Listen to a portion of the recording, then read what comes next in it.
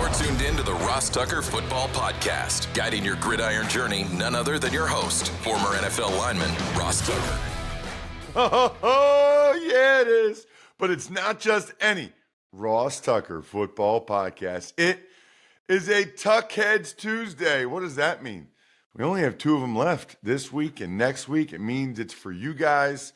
Then we'll be 3 times a week in the non-playing season. It's ridiculous to call it the off season at this point. It's just the non-playing season. But we got a Hall of Famer for you guys today, Steve Largent. Kind of good timing, right?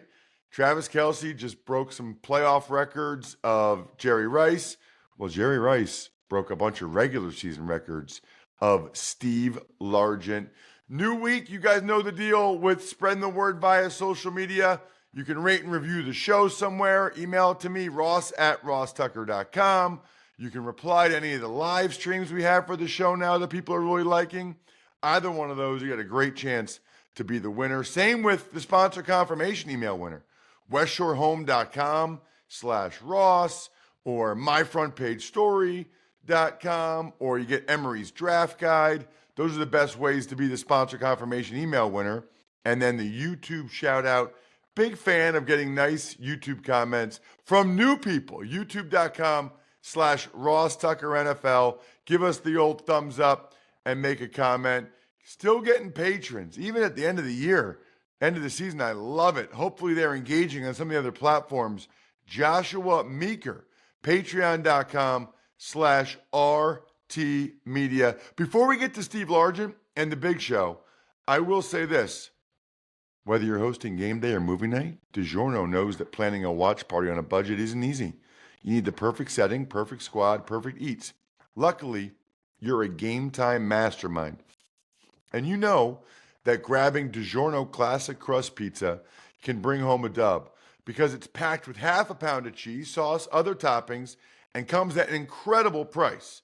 Make the game-winning call and grab a DiGiorno Classic Crust Pizza from the grocery store today. It's not delivery, it's DiGiorno. Jackie, baby, you got to have something to wash it down. That something is Labatt Blue Light. What a great beer for the Super Bowl. What a great beer for this upcoming weekend. Drink some Labatt Blue Lights with your friends. Live life to the power of we. Always enjoy responsibly. Beer, Labatt USA, Buffalo, New York. It's Steve Largent time. The Big Show. As promised, really excited to be joined by the Hall of Famer. We don't get a chance to say that often on this show. And I also have several buddies that are Seahawks fans that are going to absolutely love this. The Hall of Famer, Steve Largent. Steve, thank you so much for coming on the show, man. I really appreciate it. Yeah, you bet. I'm glad to be with you.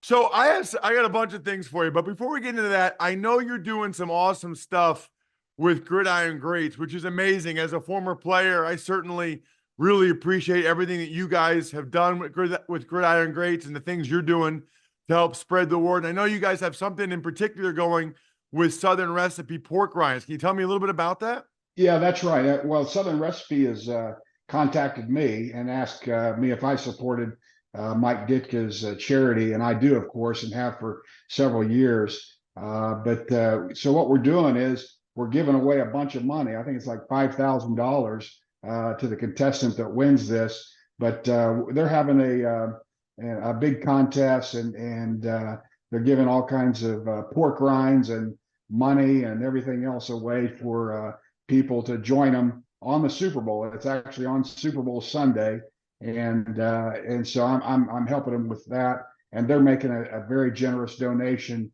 to Mike Ditka's charity that I wholly support. And his charity, what it does is it's for old football players, guys that played a long time ago when I played, and they just really they don't have any money anymore, and they really never had money. I mean, when I started in the league, I made $28,000, which isn't a lot of money for NFL players, but anyway, these guys fell on hard times and are having medical issues or housing issues or physical issues. And so Mike really saw that and started his charity to benefit those players, guys he coached, guys he played against. And and so I fully support what he's doing, and so that's why I'm doing this deal for Pork Rind Appreciation Day.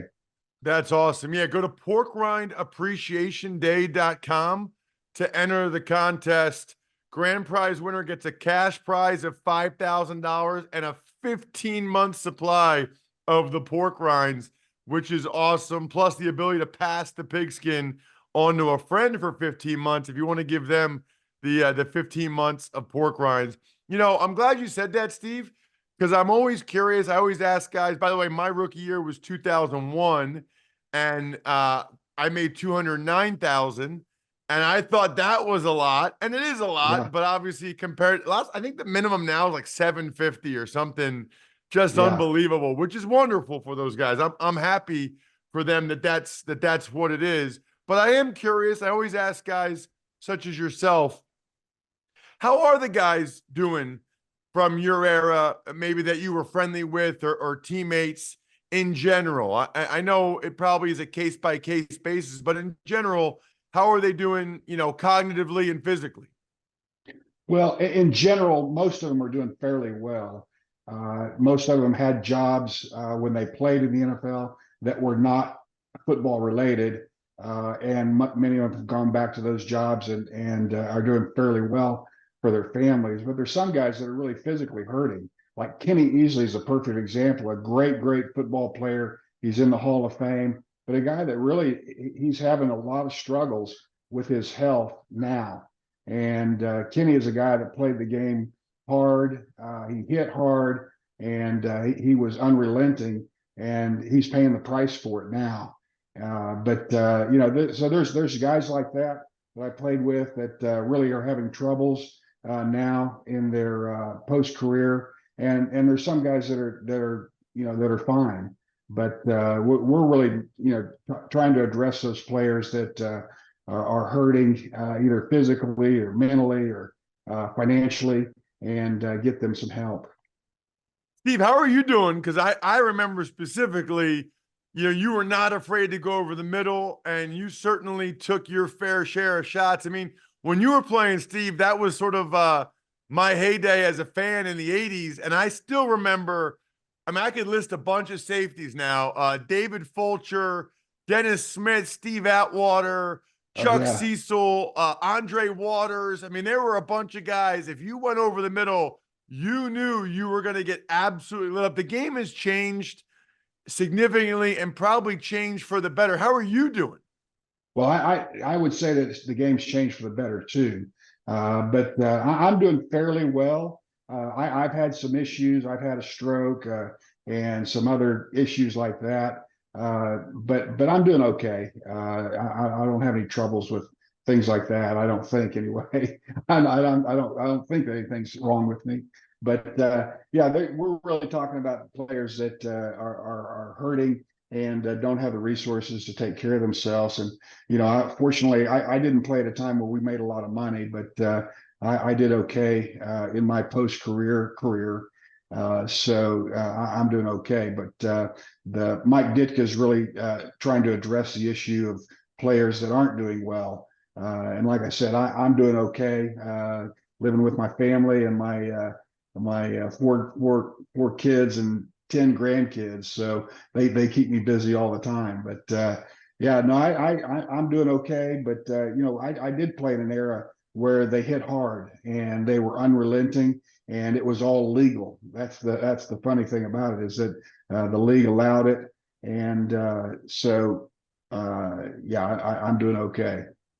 So it's funny. I have a couple friends that are diehard Seahawks fans out here on the East Coast, and you're the reason why. I mean, mainly you, Steve, like you and Jim Zorn as well.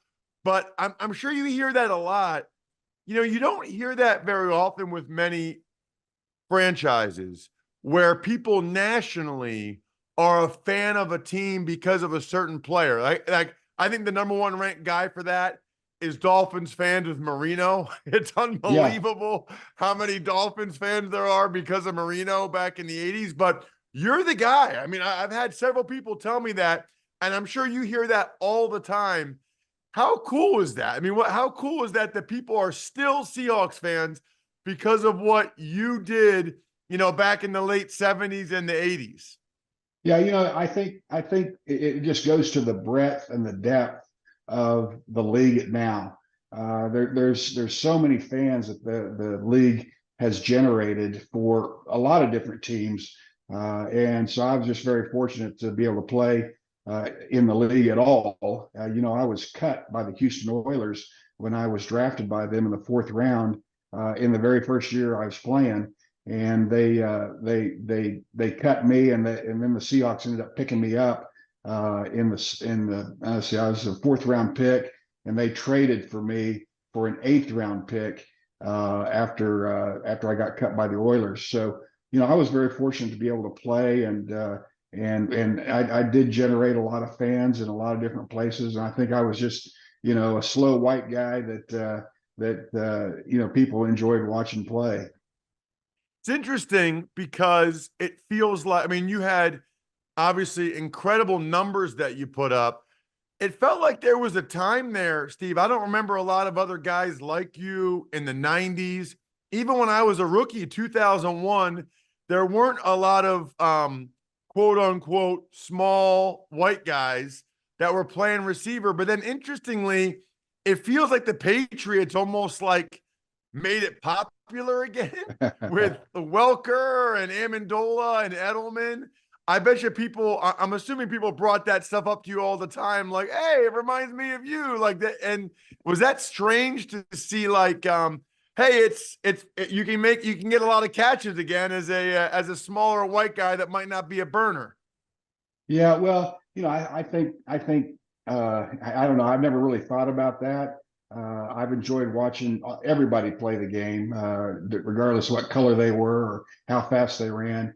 The game to me is greater today than it's ever been, and I enjoy watching it. So, and I don't like I said, I don't measure myself or measure the game by how many white receivers they have or how many black receivers they have. But what I look at is how many receivers they've got that can really catch the ball and run with it after they caught it, and that's the important thing to me. So when you retired, you basically had every record, which is amazing. What year was that, Steve, and how long did they last until Jerry beat them? Well, that's right. Didn't that last long? No, I had all the records in the NFL for receiving until he retired. And he retired, I think, in 2000. I can't remember what year it was that he retired, because I retired in '89. He retired maybe 5 years after I retired, because I know he played like 18 years or something like that. Yeah, he was still playing in the Super Bowl for the Raiders in 2002. Yeah. So he played a long time, but it's just that's not something you can control, and I never tried to control it, certainly. But it was fun for me to be able to get some records and be on record for having done something, accomplished something, and the rest is history. When did you know I'm in trouble here with these records? I think this guy Jerry Rice is going to probably break them. I think I knew it when I was playing, so it wasn't long. I recognize that he was a great receiver. We used to play the 49ers every preseason back in the day, and so I got to see Jerry and know Jerry, and he was a great receiver, and he had a great quarterback throwing to him. Two great quarterbacks in San Francisco throwing to him. So he was one of my favorite receivers to watch play too. The other thing about him is, Steve, he wasn't really a burner either. So can you talk about guys like Jerry and you and the success you're able to have without maybe running a blazing 40 time? Because it seems like there's such a premium now on trying to get these guys that run fast 40 times, and yet two of the guys that had the all-time records were not considered blazers. Yeah, Jerry was probably 6'1", I think, and I was 5'11" and a half, and I don't, he might have been 6'2". I don't think so, but he might have been. But he was, the thing that Jerry did so well is he ran good routes. He wasn't fast. People always think that he was really fast, but Jerry wasn't very fast either. But he ran good routes and he caught the ball consistently. And it didn't matter who was throwing it to him, but he caught the ball very well. And that's the important thing is you got to have a guy that's got guts and a guy that catches the ball consistently. And Jerry Rice did both of those things in spades. So I always tried to model myself as that kind of player too, a player who's consistent as a receiver. That's what you really have to aim for is consistency, running your routes consistently, catching the ball consistently, and that to me is what really constitutes a great receiver. What was it like, Steve? Because after you got cut by the Oilers and went to the Seahawks, they were an expansion team, right? Yeah, that was the first year of the franchise in 1976. And so I went there, and everybody else was new to the team as well.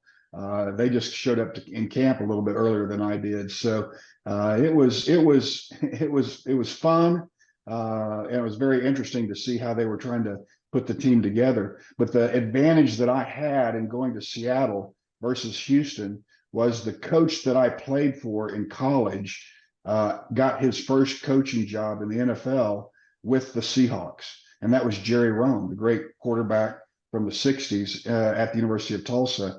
He was my coach for 3 years at the University of Tulsa. He knew I could play, and he also had he had put in all of the pass plays and the nomenclature for those pass plays into the Seahawks offense. So when they said I write 79, I knew exactly where to go, where to line up, how deep to run the route, when the quarterback was going to throw it, because I'd been doing it for 3 years. The rest of these guys that were just coming in, they were just trying to learn the system. And it was something that I had been doing for 3 years. And so that was a real big advantage for me. Yeah, man, that sounds like it for sure. I had read that in your bio, but I didn't think about how much of a leg up that would be, especially for an expansion franchise where everybody's kind of learning at the same time. It's like you were ahead of them. I can just picture coach being like, this is how we want it done. Like you were almost the example right away. Right. Yeah, exactly. And I was. I can remember Jerry saying to the other receivers, this is how we want to run the 9 route. And this is the depth we need to get. And this is the timing we're going to get. And so I like I said, I'd been doing all that stuff for 3 years for Jerry at the University of Tulsa. And it was a real advantage for me. This year, at least once, maybe twice, Steve, the Seahawks wore the throwback uniforms from back in the day when you were playing. What was that like? Did that bring back some memories for you to see? Oh yeah, this year's team wearing those? Yeah, it did. It sure did. I mean, they actually contacted me to tell me that they were wearing it this week or whatever, and that was kind of a fun thing. But it makes you feel a little old too when they're calling your jersey that you wore a throwback jersey. I don't remember people loving those jerseys that much back when you guys wore them, but now that they haven't worn them for so long, and now everybody's like, oh, those are the best. Those are the best. Maybe I'm wrong, Steve, but I don't remember in the 80s or early, I don't remember people saying, oh, the Seahawks have the best uniforms. But now that they're throwbacks, now everybody acts like they're the best things ever. Yeah, that's right. When they're throwback jerseys, they're the favorite jersey they ever had. But they didn't like them as much when we first wore them in the 70s and 80s. Also, Steve, curious, and wrapping up with you here, I really appreciate it. You got into politics after your playing career, and you were involved for a while. And just curious, is there any similarities, any crossover between football and politics? Was it helpful in any way? I guess I'm sure name recognition, but anything else? Well, the only thing that I can think of that would be kind of a parallel is there are a lot of people that have great interest in both things, in sports and in politics. So that would be the only thing that I would say is similar. I got into politics, and I don't think I knew what I was doing. But I was there for 8 years, and I really enjoyed my experience in Washington, D.C., and representing the good people of the first congressional district in Oklahoma. And I love doing that. But I have no interest in going back. It seems like that game has gotten worse, or that industry has gotten worse since you left. Yeah, I agree.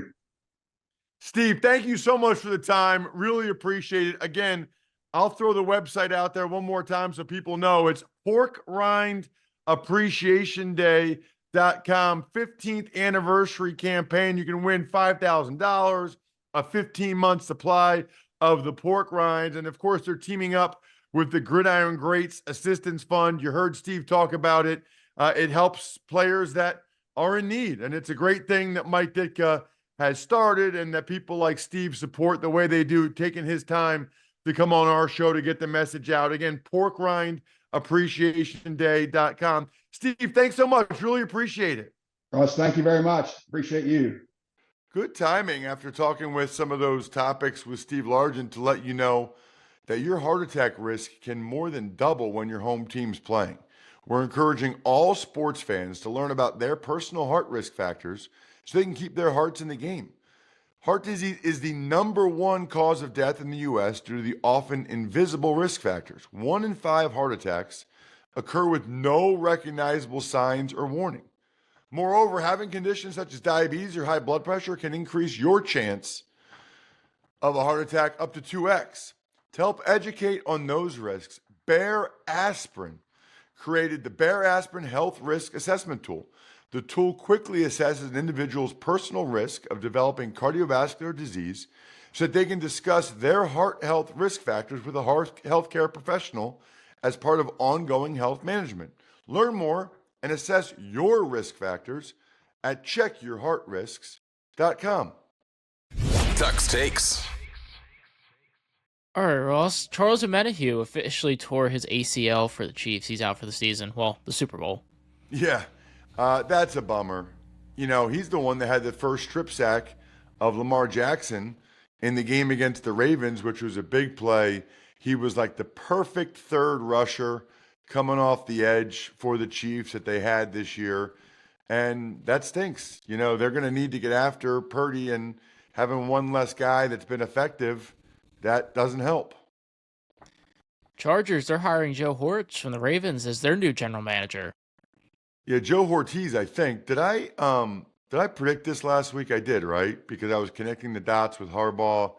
I mean, that's something I maybe will write about at some point. It's just uncanny how often, you know, you can pretty clearly connect the dots of the familiarity or the previous relationship when these guys get hired. But the Ravens are an awesome organization. He's been there forever. Very, very deserving of this opportunity. And Ross, everyone's talking about Dan Campbell going for on those fourth downs. Do you have anything you want to add to that? I do, actually. In fact, Jack, I might actually write about it this week for my column for the 33rd team. Hopefully it'll be up earlier in the week if I can get it done. I'm going to make this my Labatt take, presented by Labatt Blue Light, the pristine Canadian Pilsner. Enjoy your beers together so you can live life to the power of we. Always enjoy responsibly. Beer, Labatt USA, Buffalo, New York. First of all, the David Montgomery run on 3rd and goal after the 2-minute warning was inexcusable, unacceptable, way worse than the field goal decisions. The field goal decisions we can at least debate. I'm curious about the process. Is Dan getting information saying, hey, it's 4th and 2 at the 30, you have this percentage to get the first down, this percentage that Badgley makes the field goal? Or is he just saying, we're going to be aggressive, man, it's who we are, we're going to go for it? What I would argue is not all 4th downs are the same. Even if, let's say the first one he went for, even if you get it, there's still a pretty good chance you end up kicking a field goal on the drive, right? Or even if you score a touchdown, you still go up 3 scores, you're still up 21. I would argue, in like that example, that the difference between only being up 14 versus 17 2 scores versus 3 scores, is greater than being up 21 versus 17. I just don't think all fourth down decisions are the same. And I hope Dan Campbell takes that into account when he's making these decisions. The same thing with tying the game later. Other than that, I think we're done here. Thanks for tuning in to the Ross Tucker Football Podcast. Make sure to also check out Even Money, Fantasy Feast, and College Draft, all on the DraftKings Network on Samsung TV Plus, YouTube, or subscribe to the podcast on your favorite platform. Shout out to myfrontpagestory.com. There is not a better way to get a holiday gift. There just isn't. Valentine's Day is 15 days away. Myfrontpagestory.com. Send me proof that you got one. I'll definitely send you something signed. Backofficescheduler.com, steakhousesports.com, humanheadnyc.com, Sporticulture, and Pizza Boy Brewing.